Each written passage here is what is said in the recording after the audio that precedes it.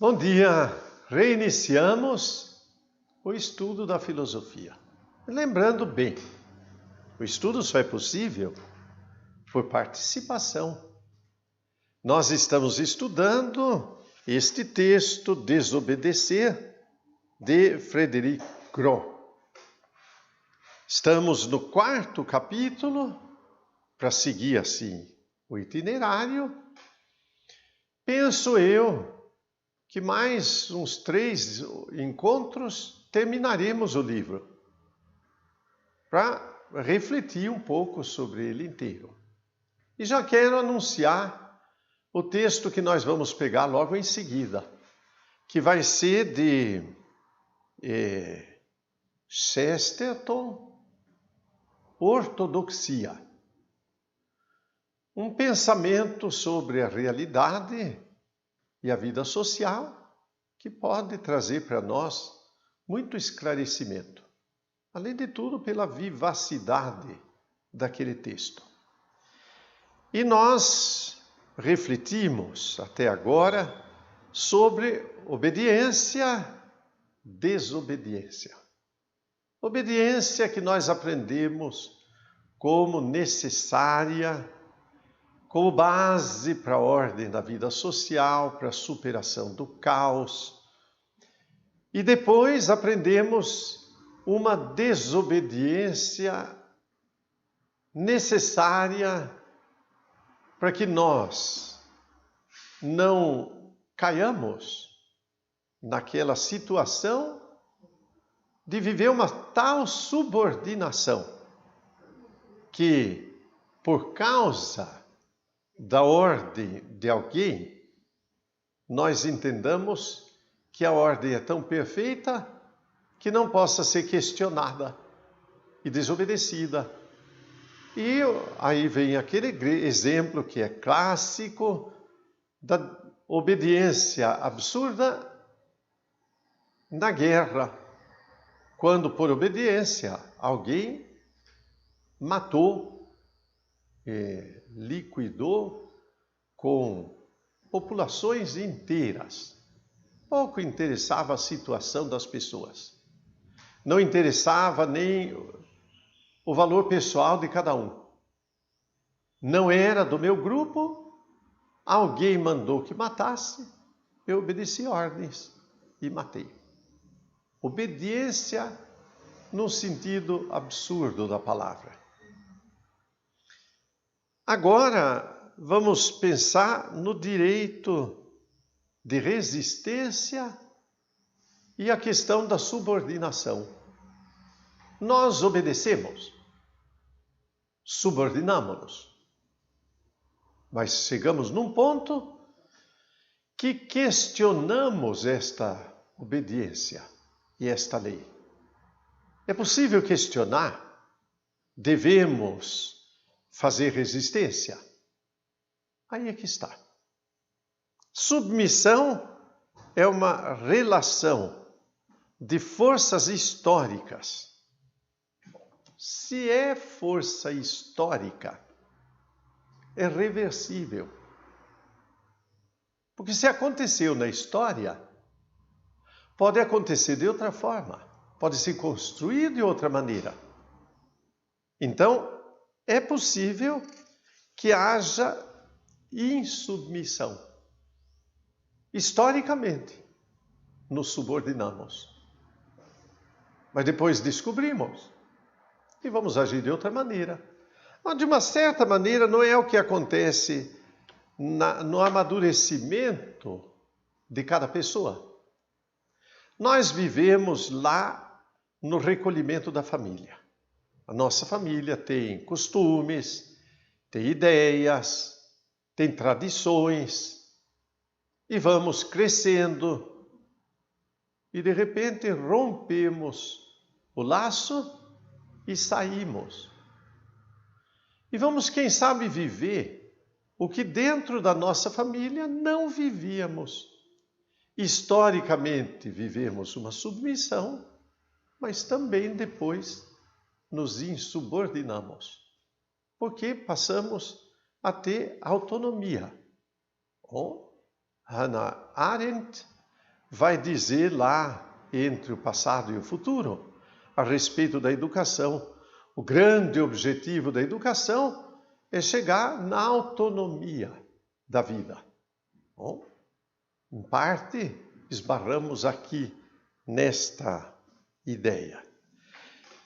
Pensar, por exemplo, nesta ideia de subordinação, que as hierarquias fazem parte da ordem da natureza, natural ou divina, mandam, aí a questão da hierarquia, porque tem condição de mandar e nós não teríamos tal condição. É verdadeira esta ideia? É.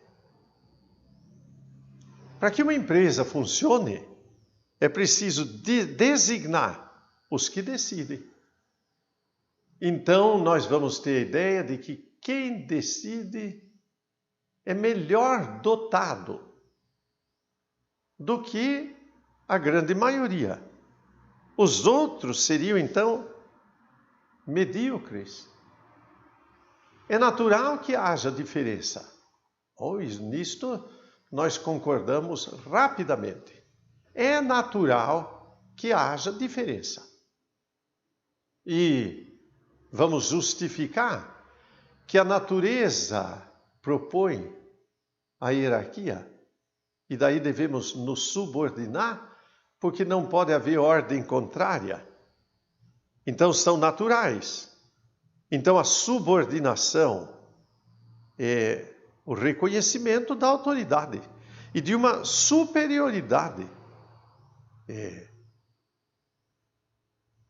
Aí obedeceríamos sem coação nem violência, porque nós admitimos que a autoridade é natural.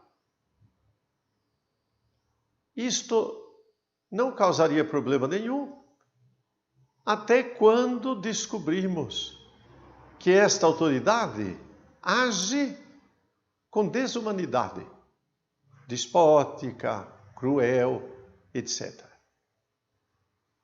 Esse estilo de obediência, vamos dizer assim, nós vamos buscar como raiz lá na infância.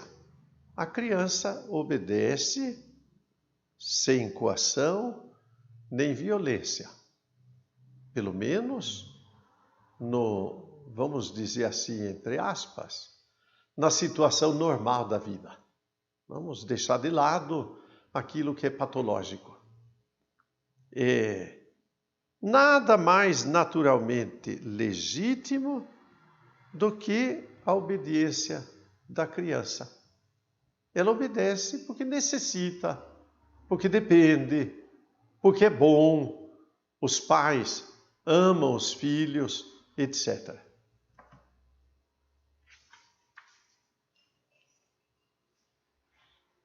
Santo Agostinho vai comentar esta obediência, dizendo que obedecer é encontrar o seu verdadeiro lugar. Então, essa obediência é a base de uma ordem que leva à concórdia. Sem esta ordem não haveria concórdia na sociedade, então criaria caos. Uma sociedade, para que tenha esta ordem viva harmoniosamente, deve ter esta obediência sem coação que venha de dentro. É realmente um sonho que na política acontecesse como acontece com as crianças, obedecendo os pais, que cercam os filhos de cuidados, etc., para que funcione a vida da sociedade. A paz da vida da família é uma ordenada concórdia entre aqueles que mandam e os que obedecem em casa. Ou melhor, seria um sonho que isto acontecesse na cidade, Aí, polis. Então, também na vida social, na vida política. Porque governar, neste sentido, é proteger, cuidar.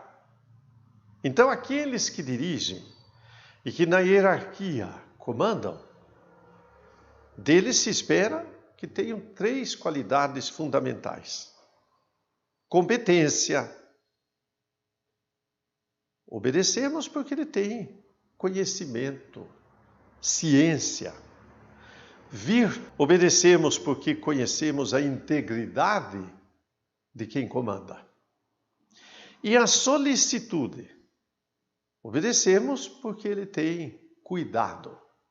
É tristemente decepcionante quando acontece que na vida política nós não encontremos estas condições. Aqueles que governam, então, não têm competência, também não têm virtude e também não demonstram solicitude. Não? Aí vem a loucura da tirania. Oh, a história é cheia de tiranias, cheia de situações que mostram que aquele que hierarquicamente é colocado acima não poderia estar lá. Na casa do justo, diz Santo Agostinho, quem manda está servindo. Oh, nenhum pensamento é tão rigorosamente cristão mais do que esse. Não é a pergunta de Jesus no Evangelho, quando 2 discípulos estavam discutindo quem vai mandar quando ele for rei e precisar de ministros. Então Jesus chama os discípulos e diz assim: olhem bem que entre nós a ordem não é essa. Maior é o que serve. Literalmente, o que Santo Agostinho propôs. Claro, ele partiu da fé. Servir no comando. Porque também necessitamos da autoridade. Mas, bem visto, que a autoridade deve ter competência, virtude e esta atitude de quem é capaz de providenciar o bem daqueles que são súditos. Então, algumas perguntas. Vamos lá. Sobre consentimento. Sônia Molina, que enviou, né? Como exemplificar que o consentimento é um ato pelo qual nos constituímos prisioneiros de nós mesmos? Bom, a pergunta é esta. O consentimento talvez nos leve a ser prisioneiros de nós mesmos. Se eu entendi o alcance da pergunta, quando eu consinto, eu assumo compromisso, certo? Voltamos ao matrimônio. Qual é o consentimento que eu dei? Na alegria, na tristeza, na saúde, na doença, amando-te e respeitando-te. Dei um consentimento. Posso ser refém deste consentimento? Não posso. Quando, de fato, ou eu não entendi o alcance desse compromisso,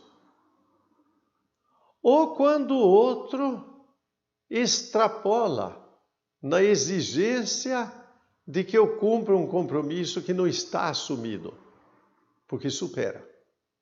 Bom, talvez no consentimento matrimonial eu entenda que, embora eu tenha assumido esta comunhão própria do matrimônio, eu continuo pessoa. A minha pessoa não é anulada. E talvez custe para que eu viva isto.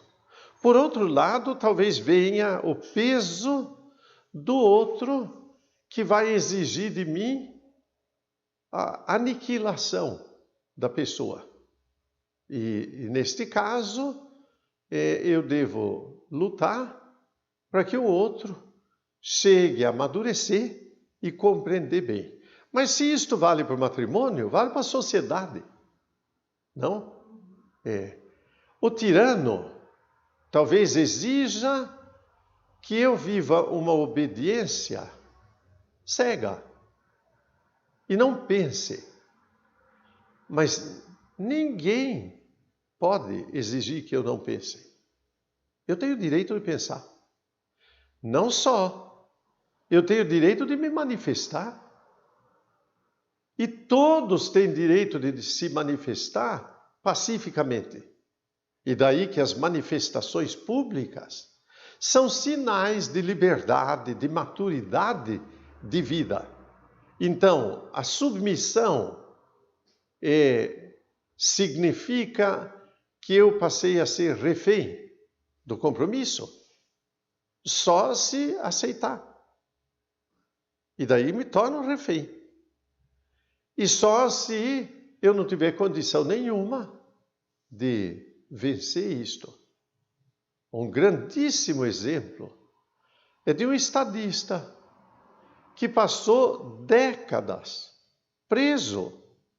Mandela, preso, tinha que viver aquela situação de uma subordinação com grades. Ele não podia se manifestar. Porém, lá no íntimo da vida, ninguém tira a minha liberdade. E ele passou a escrever. E escrevendo, ele não só formou outras pessoas, mas a si próprio.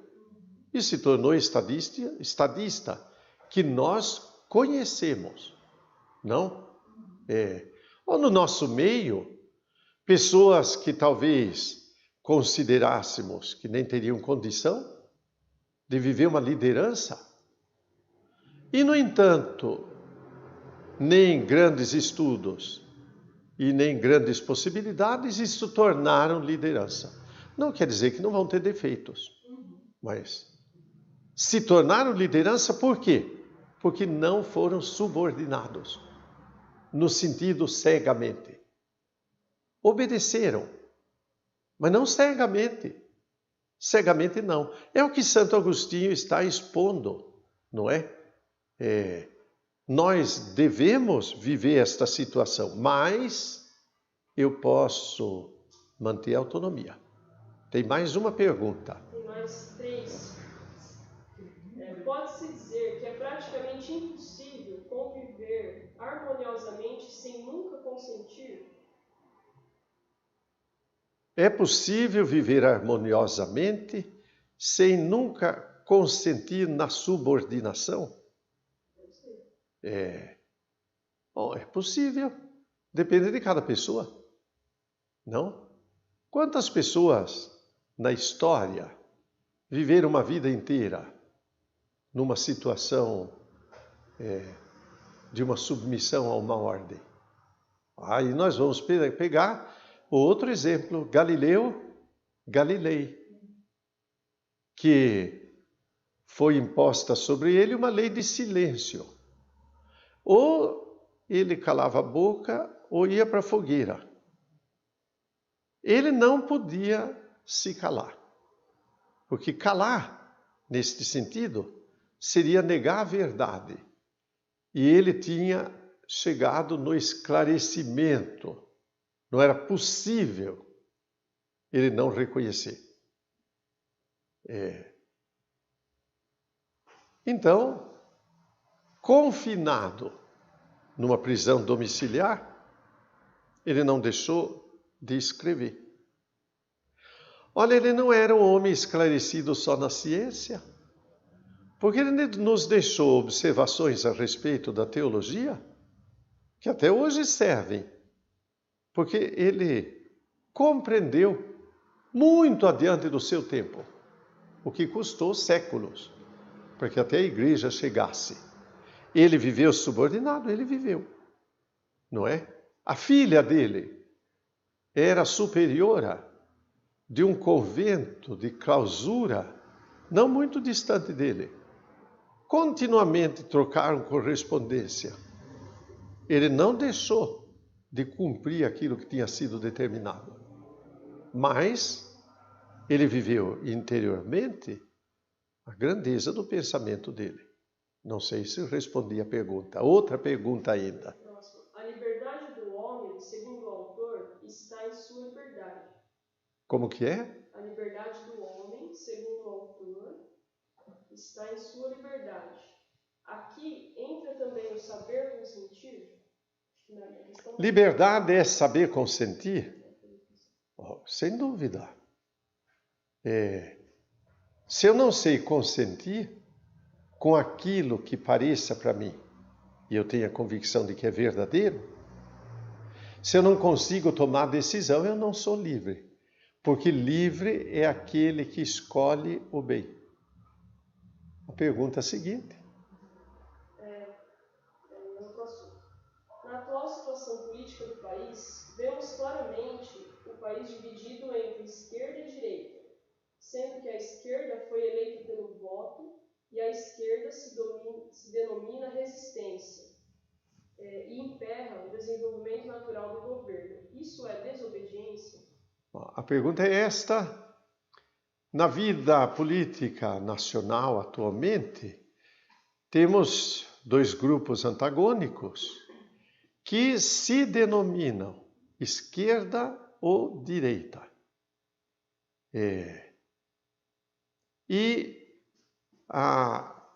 Aquele um se diz resistência e o outro a situação. É possível viver a nossa escolha no meio disso? Bem, esquerda é um conceito muito engraçado. E por que se chama esquerda? Bom, historicamente, porque a sede de um partido socialista em Paris, estando de costas para a foz do rio Sena, ficava à esquerda. E o outro grupo antagônico ficava à direita, a outra margem do Sena. Então, depende de quem esteja classificando. Uma vez, Tancredo Neves disse, naquele fim de governo de ditadura, início de uma redemocratização, com a esquerda que nós temos, não precisaria ter direita. Um pensamento muito interessante. Quer dizer, a esquerda não tinha uma convicção intelectual a respeito de um pensamento socialista e de uma revolução. Porque pensava muito parecido com o pensamento de certos homens da direita. E a direita completamente esfacelada, porque eram muitos pensamentos reunidos naquilo que talvez a gente chame hoje de centrão, certo? Nós temos um centrão e o resto. É esquerda? Não sei, porque há muitos pensamentos. Tem gente do Partido Comunista, tem gente socialista, liberal, tem gente de outros socialismos que vão surgindo por aí. E no centrão tem de tudo, não é? Quer dizer, as pessoas podem ter convicção? Podem, mas sem dúvida, tanto na esquerda como na direita, porque vem da convicção da vida deles e que, sinceramente, querem a promoção e o amadurecimento da vida social. Nenhuma política propõe uma mudança definitiva. porque a história continua. O que serve para hoje não há de servir para amanhã.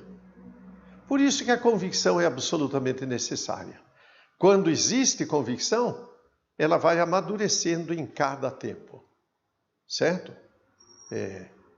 No meio desta situação, muitas vezes tão indefinida, a gente não acha nem estranho que as pessoas tenham ligação a um determinado partido e depois mudem de partido, porque não tem nada muito definido. Então, às vezes, há uma necessidade. Então, é possível? É. Tem mais alguma pergunta? Não. Então, continuamos. Sempre aí, Aristóteles e até Santo Agostinho vão afirmar: quer comande, quer obedeça, cada qual, conformando-se, cumpre a sua natureza e realiza o seu ser. Não é que todo mundo há de mandar em tudo e nem obedecer em tudo, mas cada um na sua circunstância. O ser pode ser realizado, mas desde que cada um tenha consciência e participe dessa escolha, deste ponto de vista. A desobediência é um ato louco, irracional, até criminoso. Manifesta bem o que Santo Agostinho vai estudar de uma forma extraordinária, o pecado original. Quer dizer, o ser humano é incapaz de querer por si só. E quando escolhe, acaba escolhendo mal. Por isso escolhe desobedecer até naquilo que é bom. E não reconhece o seu limite, mostrando assim a insanidade do orgulho na vida humana. Santo Tomás de Aquino vai dizer que a lei pública tira a sua força e a sua razão, orientando-se para a salvação comum dos homens. Uma lei, quando é injusta, perde o poder de obrigar. Por quê? A força e a razão da lei está na salvação comum dos homens. Claro, ele não está propondo um artigo que seja definição filosófica, embora a razão está todinha nisto. Uma lei só tem sentido quando ela é justa. Ela perde o seu valor e a sua força quando ela se demonstra injusta. Não? Muitos exemplos nós poderíamos buscar quando aquele que na tirania que tem determina certas coisas. Na infância, eu vivi uma situação assim. Tão bom, por exemplo, o valor do cinema, na década de 50 ainda. E aprendíamos muito. Mas um determinado juiz de direito decretou numa cidadezinha como aquela que eu vivia, que nenhuma criança, nem adolescente, nem jovem poderia entrar no cinema sem apresentar uma carteira de identidade. Como as famílias eram muito simples, não foram atrás. Crianças e adolescentes foram barrados. Não podia mais assistir filme nenhum. Que lei injusta!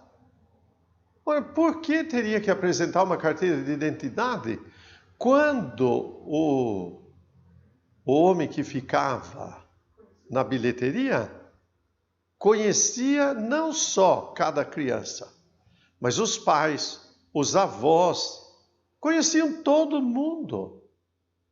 Mas isto foi determinado e eu lembro que nós ficamos 2 anos sem poder ir ao cinema, porque ele não revogou.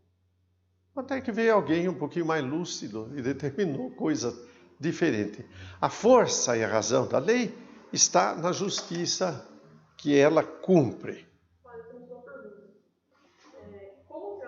resposta do oprimido à opressão, mesmo após pedidos pacíficos sendo negados pelo opressor.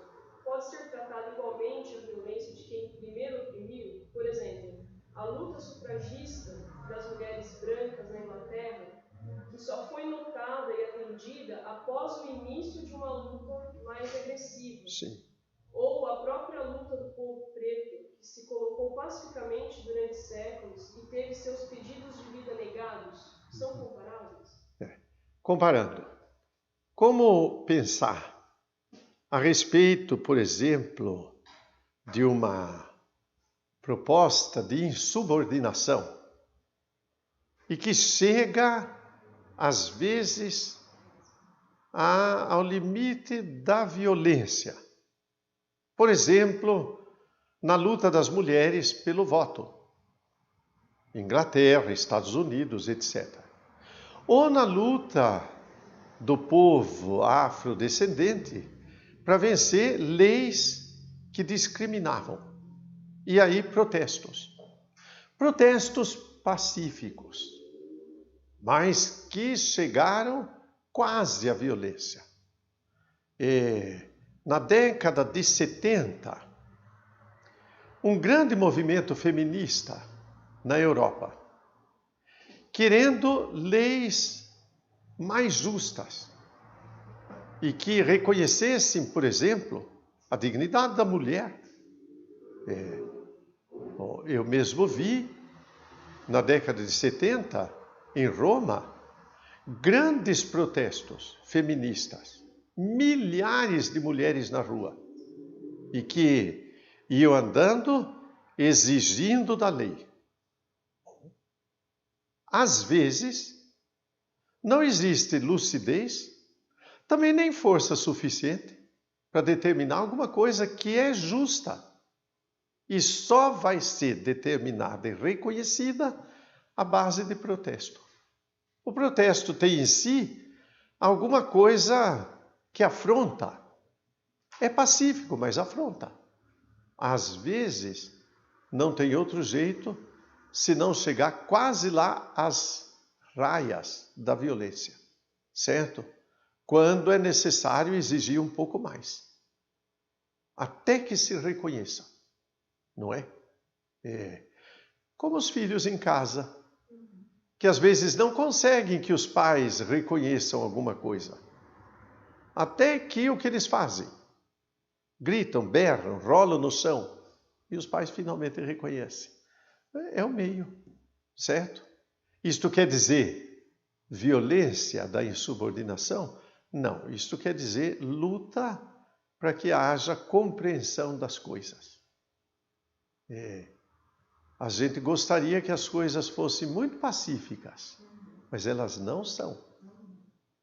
Elas necessitam de situações graves. Vamos dizer, se são graves, não são cristãs? Bom, se são humanas, são cristãs, certo? De Santo Agostinho até Lutero, nós encontramos a lição que se deve obediência até mesmo a um governo tirânico e cruel, que não é uma obediência de gratidão, mas de subordinação. Tanto Lutero como Santo Agostinho propõem obedecer. Mas nós vamos esbarrar com duas ideias que parecem ser antagônicas. Uma é de Pedro. Convém antes obedecer a Deus que aos homens. Isto é uma novidade. E depois Paulo, que vai dizer, nós, diante da autoridade, devemos obedecer. Rezar pelas autoridades. E que implica numa atitude coerente de obediência. Não há um antagonismo verdadeiro, aparente.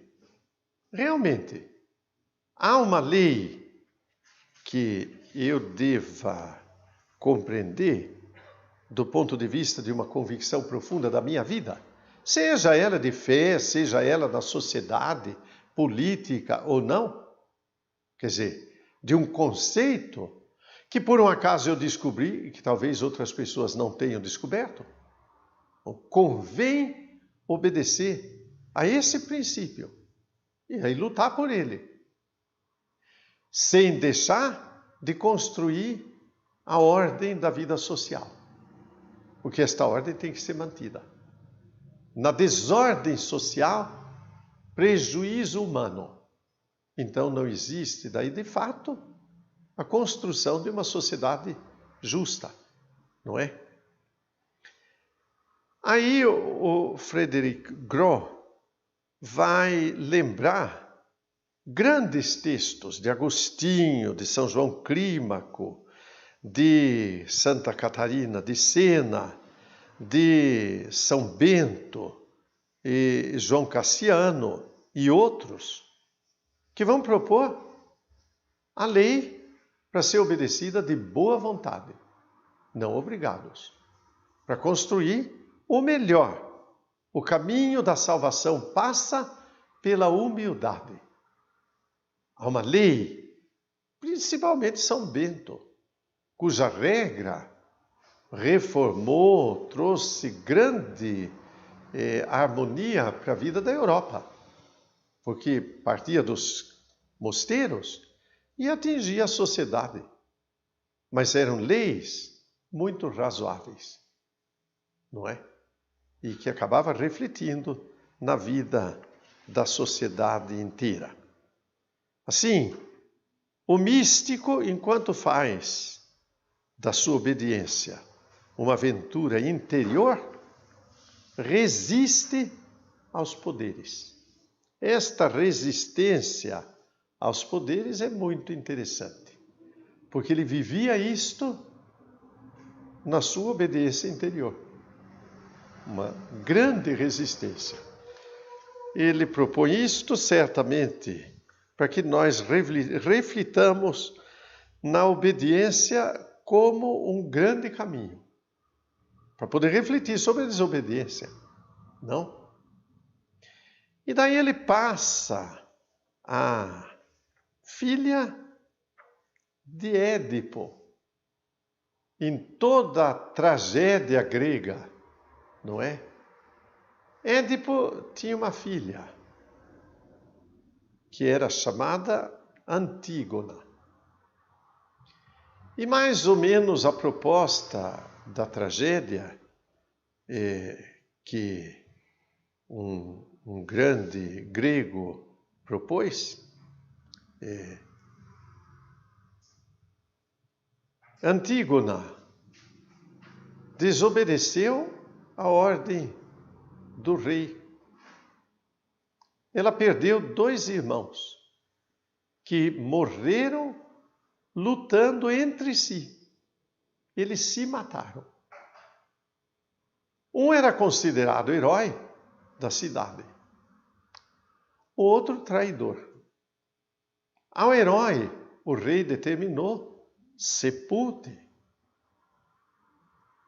Ao irmão, ele determinou: não, deixe o corpo aí no sol, que se desfaça, porque era traidor e não merece uma sepultura.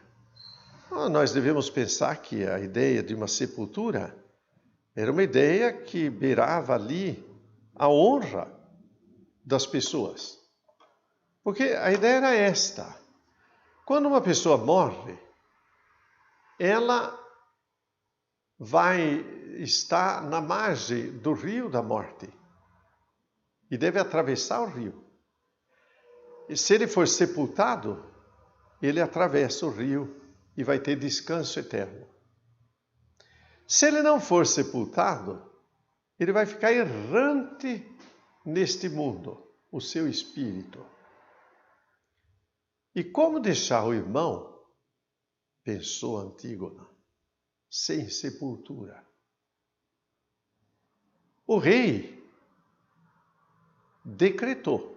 Aí vem a lei que parte de um rei. Ele não merece a sepultura. E parte de que critério?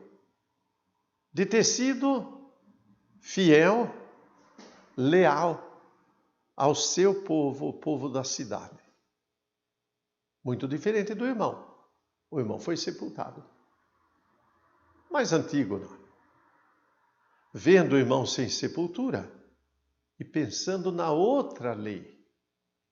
Qual é a outra lei? A lei que vinha dos deuses. Eu não posso deixar sem sepultura. Eu não posso permitir que ele fique vagando. Então eu tenho que dar sepultura. Então nós, e a tragédia grega sempre era proposta assim, ela refletia a vida humana. Nós estamos diante de duas situações que nos impelem a obedecer. Uma lei comum e uma lei ancestral.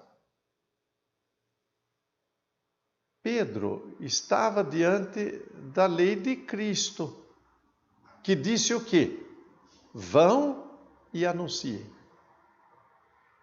E vieram as autoridades dos judeus e disseram, não permitimos que vocês preguem, à custa de perder a vida. É que Pedro vai dizer, convém obedecer antes a Deus do que aos homens. Embora, por serem cristãos, rezassem pelas autoridades.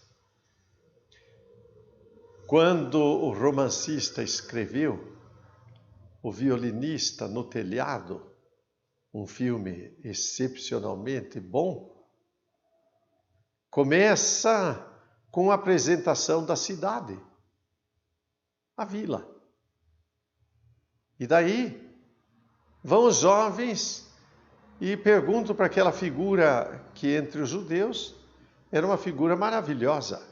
É uma figura maravilhosa, o rabino.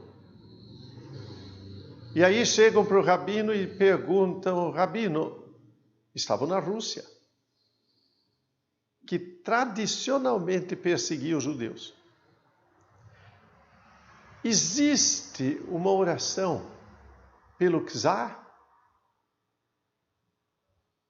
E o rabino então vai dizer assim, claro, sempre tem uma oração para cada pessoa.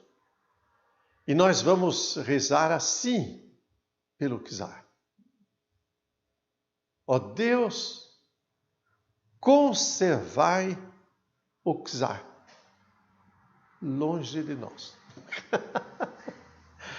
Quer dizer, não deixava de rezar por ele, certo? Mas era a obediência do homem de fé, certo? Eu peço, conserva, não é? Muito bem. E Pedro não deixava de estar ali, até de apanhar por ordem das autoridades. Saíram felizes e anunciaram o evangelho de novo na porta do templo, porque convém obedecer a Deus. Eu tenho uma lei que é lá, anterior. É a da minha família? Talvez. Meu pai me ensinou que eu devo ter certas atitudes. Ou pode ser que todo mundo diga o contrário. Mas aquilo que meu pai me ensinou, isto vai comigo. E eu vou obedecer. Não é? Aquilo que é dito no meio da sociedade, eu vou ponderar. Luto para obedecer. Porque eu devo chegar nisto. Mas eu sei que existem estas duas leis. Certo? Antígona estava diante da lei do rei, não sepultem. E diante da lei da sua família, os deuses, etc. O que ela fez? Arranhou a terra com a mão e foi jogando terra sobre o cadáver do irmão, porque ela não admitia que não fosse sepultado. Com isto, isso veio o julgamento. E o rei vai perguntar a Antígona: você sabia da minha lei? E se ela não soubesse? Imediatamente o rei diria: ela não sabia, então deixa que vá. Certo? Não vale a pena nos deter. Mas ela é íntegra. Eu sabia da lei, mas eu não podia deixá-lo insepulto. E o rei então determinou que ela seja morta. De que jeito? Sepultada viva. Então ela foi colocada num sepulcro, viva. Ela se suicida. E aí quase que toda a família. O irmão que ainda restava suicidou, a irmã suicidou, certo? Por quê? Porque afinal de contas, o que é que vai aflorar no meio de tudo isto? Se é para viver sem a convicção que temos, não vale a pena viver. Isto é uma insubordinação radical, certo? E o rei vai continuar com a sua leizinha, certo? E vai constituir o seu reino a partir daí. Mas não é a situação dos mártires isso? Tudo. Não é? Tudo. Os mártires viveram assim, não é? Há poucos dias celebrávamos Marcelino e Pedro. Um diácono e um leigo que servia na comunidade. E denunciados como cristãos, imperador Diocleciano, e foram julgados, e na ata do julgamento está lá: neguem a fé. Jamais negar a fé. Não poderíamos viver negando a nossa fé. Para nós, o que o apóstolo Paulo diz: viver é Cristo. Eu não posso desobedecer, certo? Nós vivemos assim em tudo, certo? A incoerência que é inconcebível. Se eu respeito a vida, isto é, acima de qualquer situação. Se eu respeito a vida, eu não posso negar este respeito. Mas aí eu dirijo e atendo o celular. Que convicção é esta? Certo?